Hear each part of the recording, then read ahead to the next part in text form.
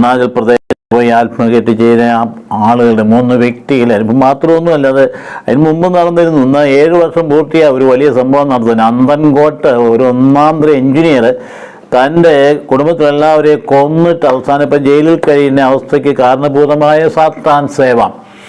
അതുപോലെ തന്നെ മനുഷ്യൻ്റെ ഇടയിൽ ഇന്ന് നമ്മുടെ നാട്ടിൽ വന്നു നരബലി പോലും നടന്നുകൊണ്ടിരിക്കുകയാണ്. ഏലത്തൂർ നരബലിയൊക്കെ നമ്മുടെ മനസ്സിൽ കിടന്ന് കളിക്കുകയല്ലേ. അത് ഒരു വശം കിടക്കും. മറുവശേ സകല മനുഷ്യരുടെയും രക്ഷ നമ്മൾ പ്രഖ്യാപിക്കുമ്പോൾ, സാർവത്രിക രക്ഷ പ്രഖ്യാപിക്കുമ്പോൾ അതിശക്തമായിട്ട് പ്രഖ്യാപിക്കുന്ന മറ്റൊരു തങ്ങളൊഴിച്ച് ബാക്കിയുള്ളവരെല്ലാം കൊല്ലപ്പെടണമെന്ന് ചിന്തിക്കുന്ന ഭീകരമായിട്ടുള്ള അതിഭീകരമായ സിദ്ധാന്തത്തിൻ്റെ കടന്നുകയറ്റം നമ്മളെ ഭയപ്പെടുത്തുന്ന ഒരു സാഹചര്യമായി നമുക്ക് കാണേണ്ടതാണ്. അപ്പം അതുകൊണ്ട് ഇതിൻ്റെ വെളിച്ചത്തിലാണ് നാം ഇന്ന് കാര്യങ്ങളൊക്കെ അപഗ്രഥിക്കാനായിട്ട് പോയെങ്കിൽ നമ്മൾ കൃത്യമായിട്ട് ഓരോ സംഭവങ്ങൾ ഓർക്കുമ്പോൾ നല്ലതാണ്. എന്താണ് ഇവരെയൊക്കെ സ്വാധീനിച്ചത്? ഈ 3 പേരെ അവർ ഏതെല്ലാം തരത്തിൽ ആ സമയത്ത് ഒരു മകളെ ഇതിനോട് ബന്ധപ്പെട്ടുകൊണ്ട് ഇങ്ങനെ ആര്യാന്ന് പെൺകുട്ടി ആ ബന്ധത്തിൽ കടന്നുകൊണ്ട് ആ മാതാപിതാക്കൾ ആകുലചിത്തരായി എങ്ങനെയും അതിൽ നിന്ന് ഊരിയെടുക്കാൻ വേണ്ടി മാറ്റി സ്ഥലം മാറ്റിയൊക്കെ അവസാനം കല്യാണം നിശ്ചയിച്ച് അവൾ അതിനോടൊക്കെ സഹകരിച്ച് അവസാനം കല്യാണം ആളുകളൊക്കെ വിളിച്ച് പുറവെയൊക്കെ മേടിച്ച് റെഡിയായിരിക്കുമ്പോൾ ആ ആളിനെ കാണാൻ പോയി.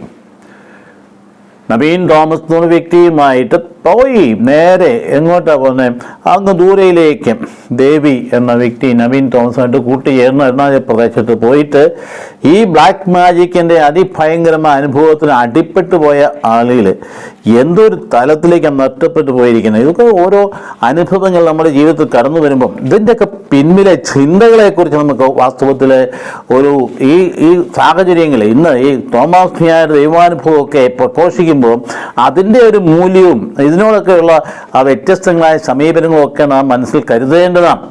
പരിശുദ്ധ കുർബാനയിലും അവിടുന്ന് പുറപ്പെടുന്ന ശക്തിയിലും ഒക്കെ വിശ്വസിക്കുന്ന മനുഷ്യനെ സാർവത്രിക രക്ഷയിലേക്കും ദൈവാത്മാവിലേക്കും കൂട്ടായ്മയിലേക്കും നന്മയിലേക്കും ഒക്കെ ഈ മനുഷ്യകുലത്തെ പ്രേരിപ്പിക്കുകയും പ്രചോദിപ്പിക്കുകയും ചെയ്യുന്നതാണ് മറുഭാഗ ശക്തിയൊക്കെ സംഭവിച്ചു. 7 വർഷം മുമ്പ് നടന്ന അന്തംകോട് സംഭവം അവർ 4 കൊലപാതകങ്ങളാണ്. ഏറ്റവും ഇളയ പുത്രനാൻ എന്തൊക്കെ ചെയ്തു നോക്കണേ. അവൻ വളരെ ഇതിനെ 10 വർഷമായിട്ട് സാത്താൻ സഭയിൽ ചെന്ന് പെട്ടിട്ട് അവൻ പ്ലാൻ ചെയ്ത് വന്ന് വീട്ടിലേക്ക് എത്തിയിട്ട് സാവധാനത്തിൽ ആദ്യം കൊച്ചു പെങ്ങളെ ഡോക്ടറായിരിക്കും കൊച്ചു പെങ്ങളെ വിളിച്ച് മോളിൽ കയറ്റിയിട്ട് അവളെ അങ്ങ് കൊന്നു. രഹസ്യമായിട്ട് ഒച്ച കേട്ടുകൊണ്ട് അമ്മ ചോദിച്ചു, എന്താ മോനെ ശബ്ദം? അമ്മ ഞാൻ കയറി വന്ന് പ്രൊഫസറാന്ന് പറയണം. ഇത് എല്ലാ വിദ്യാഭ്യാസ സമ്പന്നരാണ്, പ്രൊഫസറാ. അപ്പോൾ അതുകൊണ്ട് മുകളിലേക്ക് കയറ്റി അമ്മ വന്നു കഴിഞ്ഞപ്പോൾ പുറകെ കൂടെ പതുക്കെ അമ്മ നമുക്ക് ഒരു വീഡിയോ കാണിച്ചു തരാമെന്ന് പറഞ്ഞാൽ കയറ്റിക്കൊണ്ടോ വീഡിയോ കാണിച്ചു തരാമെന്ന് കയറ്റി ഒരു വീഡിയോ കാണിക്കത്തക്ക ഒരു രീതിയിലൊക്കെ അഭിനയിച്ച് അമ്മ സൂക്ഷിച്ച് നോക്കിക്കുക പുറകിലൂടെ ചെന്നിട്ട് കൂടം കൊണ്ട് ഒറ്റ അടിച്ച് അമ്മയെ താഴെ. അതുപോലെ തന്നെ പ്രൊഫസറായിരിക്കും അപ്പനെയും മുകളിൽ കൊണ്ടുവന്ന് അങ്ങനെ രീതിയിൽ അപ്പനെയും കൊന്നു. മാത്രവുമല്ല ഒരു ബന്ധു കൂടെ ഉണ്ടായിരുന്നു, അതിനെയും കൊന്നു. ആസ്ട്രൽ പ്രൊജക്ഷൻ എന്നാണ് ഈ കജ എന്നിട്ട് പിന്നീട് പറഞ്ഞത്. ആസ്ട്രൽ പ്രൊജക്ഷൻ അദ്ദേഹത്തിൻ്റെ തലയ്ക്കകത്ത് കയറിയ ഒരു വല്ലാത്ത ചിന്തയാണ്. പെട്ടെന്ന് അങ്ങനെ വേറെ എന്തോ ഒരു സമ്പന്നരായ ആൾക്കാരായിരുന്നു. 20 ഏക്കറോളം തോട്ടമുണ്ടായി. ഇന്ന് ആ കെട്ടിടം അവിടെ കിടക്കുന്ന ചിത്രം കാണാനിടയായി. പുല്ലും കാടും മേടുമൊക്കെ ആയിട്ട് ഈ ഡോക്ടറുടെ പേര് വെച്ച് ആ കെട്ടിടം അവിടെ കിടക്കുന്നത് നമുക്ക് ഈ കാണുന്ന ഇപ്പം ചില വീഡിയോയിലൊക്കെ കാണാനായിട്ട് ഇടയായി. അതേസമയത്ത് ഈ പ്രവൃത്തി ചെയ്ത വ്യക്തിയോ ജയിലിൽ കിടന്നിട്ടിപ്പോൾ 7 വർഷമായിട്ട് അത് അവിടെ കടന്നു. ജീവിതത്തിൻ്റെ എന്തൊരു അവസ്ഥയിലേക്ക് പോയി മനുഷ്യനിത് മനസ്സിലാകുമോ? ഇതുപോലുള്ള കാര്യങ്ങളൊക്കെ അതിശക്തമായി സ്വാധീനിക്കുമ്പോൾ അതിൻ്റെ പിന്നിലൊക്കെ വമ്പൻ മാഫിയാകൾ ഉണ്ട് എന്ന കാര്യങ്ങൾ തിരിച്ചറിഞ്ഞാൽ എന്നോട് ഇതൊക്കെ വാസ്തവത്തിൽ നിരോധിക്കാൻ പറ്റില്ല എന്ന് ചോദിക്കാൻ നിരോധിക്കേണ്ടവനാരാ? നിരോധിക്കാത്തവരുടെ ഇടയിൽ പോലും ഇതിൻ്റെ സ്വാധീനം ഉണ്ടെങ്കിൽ പിന്നെ എന്ത് ചെയ്യാനായിട്ട് പറ്റും? അപ്പോൾ അതുകൊണ്ട് ഇത് കടന്നുകയറ്റത്തിൽ സംഭവിക്കുന്ന ഈ വലിയ ഭയങ്കര ദുരന്തത്തെക്കുറിച്ചുള്ള അവബോധം പൊതുജനങ്ങൾക്കുണ്ടാകും. നമ്മുടെ മക്കൾ വ്യാപരിക്കുന്ന മേഖലകളിലൂടെയൊക്കെ ഇതിൻ്റെയൊക്കെ കുറേശ്ശെ സ്വാധീനങ്ങൾ ഉണ്ട് എന്ന് മനസ്സിലാക്കി ഇതൊക്കെ ചെന്നെത്തുന്ന ഈ ADMAയിലും മറ്റേലും മറിച്ചിലൊക്കെ പറഞ്ഞു പോകുന്ന സംഗതി ചെന്ന് പെട്ട് കഴിഞ്ഞാൽ പിന്നെ ഊരിയെടുക്കാൻ നിവൃത്തിയില്ല എന്ന കാര്യം നാം മനസ്സിലാക്കേണ്ടത്. ഒക്കെ തന്നെ അതോട് ചേർന്ന് പോകുന്നതാണ് സഭയെ തകർക്കാനുള്ള അതിശക്തമായ നീക്കം. കാരണം അതിന് നേരെ എതിരാണല്ലോ. വൈദികരും വൈദിക അഭിഷിക്തരെയും അല്ലെങ്കിൽ സന്യാസത്തെയും സന്യാസ ജീവിതത്തെയും അല്ലെങ്കിൽ സഭയെയും ഒക്കെ തകർക്കാനായിട്ട് ബോധപൂർവ്വ ശ്രമം നടക്കുന്നവർ തിരിച്ചറിയുമ്പോൾ നമുക്ക് ആദ്യമൊക്കെ വിഷമം തോന്നുക, ഇതെന്തൊരു കളിയാണ്, ഈ നന്മ മാത്രം ചെയ്യുന്ന ഒരു സമൂഹത്തിനെതിരെ എത്രമാത്രം നന്മ കണ്ണു തുറന്ന് കാണാവുന്ന രീതിയിൽ സർവർക്കും നന്മ മാത്രം ചെയ്യുന്ന ഒരു സമൂഹത്തെ തകർക്കാനുള്ള ശ്രമത്തിൻ്റെ പിമ്പിൽ അത് പൈശാചിക ശക്തിയാണ് തിരിച്ചറിഞ്ഞാൽ നാം പിന്നെ അതേക്കുറിച്ച് അന്ധാളിക്കുകയൊന്നും ചെയ്യേണ്ട കാര്യമില്ല. മറുഭാഗത്ത് ദൈവാത്മാവിൻ്റെ പ്രവർത്തനങ്ങളെ ഊറിക്കത്തിച്ചുകൊണ്ട് ദൈവത്തെ കാണിച്ചു കൊടുത്തിട്ട് അതിനുള്ള സാക്ഷ്യം ജീവിതത്തോടെ പ്രകടമാക്കുക എന്നുള്ളതല്ലാതെ ഇതിനെയൊന്നും നമുക്ക് നിർത്താൻ പറ്റില്ല. കാരണം പിശാച് അവൻ്റെ ജോലി ചെയ്തുകൊണ്ടിരിക്കും, സാത്താൻ അവൻ്റെ പണി ചെയ്തുകൊണ്ടിരിക്കും. അവനധികം സമയമില്ല, കർത്താവിൻ്റെ രണ്ടാമത്തെ വരവരെയുള്ളൂ, അതോടുകൂടി അവൻ്റെ പണി തീരും. അതുകൊണ്ട് അവൻ പരമാവധി ആളുകളെ അവൻ്റെ പോക്കറ്റിലാക്കാൻ ശ്രമിക്കുക. അതിൻ്റെ ഭാഗമാണിത്. അത് പല തരത്തിലും പല വിധത്തിലും പ്രകടമായി നമ്മളൊന്ന് കണ്ടുകൊണ്ടിരിക്കും. പേടിക്കേണ്ട കാര്യമൊന്നുമല്ല. ഇന്ന് തൊട്ടടുത്ത ദിനത്തിൽ എന്താ സംഭവിച്ചേ? സഭയെ തളിപ്പറമ്പിൽ 3 അംഗങ്ങൾ ചെന്നിട്ട് ഒന്നാന്തരം ഒരു ഹോസ്റ്റൽ, ഫാത്തിമ ഹോസ്റ്റൽ എന്ന് പറയുന്നത് FCC സിസ്റ്റേഴ്സിൻ്റെ ആ ഹോസ്റ്റൽ കരിമ്പത്തുള്ളത് കഴിഞ്ഞ ബുധനാഴ്ച രാത്രി 9:45 അവരാരും സീനിയർ സിസ്റ്റേഴ്സൊക്കെ ധ്യാനത്ത് പോയ അവസരം നോക്കി 2 കൊച്ചു സിസ്റ്റേഴ്സ് മാത്രമുള്ള അവസരത്തിൽ അവിടെ ചെന്ന് കല്ലേറ് നടത്തിയിട്ട് ഭയപ്പെടുത്തി. ആ കൊച്ചു സിസ്റ്റേഴ്സിന് പുറത്തു വരാൻ ധൈര്യമില്ലായിരുന്നില്ല. അതുങ്ങൾ പാവങ്ങളെ പേടിപ്പിച്ച് കഴിഞ്ഞ് പിന്നെ പാതിരാക്കി ശബ്ദം കേട്ട് രാവിലെ വന്നപ്പോൾ ജനലുകൾ, ചാപ്പലിൽ ജനലുകളൊക്കെ തകർന്നു കിടക്കുക. അപ്പോൾ എന്ത് 50 വർഷം പഴക്കമുള്ള ഒരു സന്യാസ ഭവൻ എന്തുമാത്രം നന്മയാ പ്രദേശം ചെയ്താൽ നാട്ടുകാർക്കെല്ലാം അറിയാം. അവരെന്തുമാത്രം നന്മ ചെയ്താൽ എല്ലാവർക്കും അറിയാം. പക്ഷെ ഇതെല്ലാം നടന്നു കഴിഞ്ഞിട്ട് എന്താ പിന്നീട് അതിനോടുള്ള ഒരു പ്രത്യേക ഉടനെ ഞങ്ങൾ നടപടിയെടുക്കും, ഞങ്ങൾ പ്രതികളെ കണ്ടെത്തും ഒക്കെ ചെയ്താൽ നല്ലത് തന്നെ. പക്ഷെ ഇതൊന്നും ചെയ്യുന്നതിലൊന്നും നമ്മളാരും പ്രത്യേകിച്ച് പ്രതീക്ഷയൊന്നും വെക്കേണ്ടതില്ല. കാരണം ഇതിൻ്റെയൊക്കെ പിൻപിൽ നാരകീയ ശക്തികൾ സ്വാധീനം എല്ലാ തലങ്ങളിലുമുണ്ട്. ഭയമല്ലേ, ആൾക്കാർക്ക് പേടിയാണ്. ഇതിനൊക്കെ മുൻകൈ എടുക്കുന്നവർക്ക് എതിരെ നിൽക്കാൻ ഭയമാണ്. ഇപ്പം തെരഞ്ഞെടുപ്പ് കിട്ടുമ്പോൾ അതിനേക്കാൾ ഭയമാണ്. ഒന്നും മിണ്ടാൻ പറ്റത്തില്ല. അങ്ങനെ ഒരു സാഹചര്യത്തിൽ എത്തി നിൽക്കുക, പേടിപ്പിച്ച് നിൽക്കുകയല്ലേ. ഒരു വശം അതുകൊണ്ട് ഞങ്ങളല്ലാതെ വേറെ ആരും ഈ ഭൂമിയെ വേണ്ടെന്ന് ചിന്തിക്കുന്ന പ്രത്യേക ശാസ്ത്രങ്ങളുള്ളപ്പോൾ, ബാക്കിയുള്ളവർക്ക് കൊന്നെടുക്കുന്ന പ്രത്യേക ശാസ്ത്രം ഉള്ളപ്പോൾ അതിൻ്റെയൊക്കെ അങ്ങനെ എണ്ണം കൂടി വരുമ്പോഴത്തേക്കും മറ്റുള്ളവരെ പേടിപ്പിക്കുന്ന സാഹചര്യം ഉണ്ടാകുന്നില്ലേ.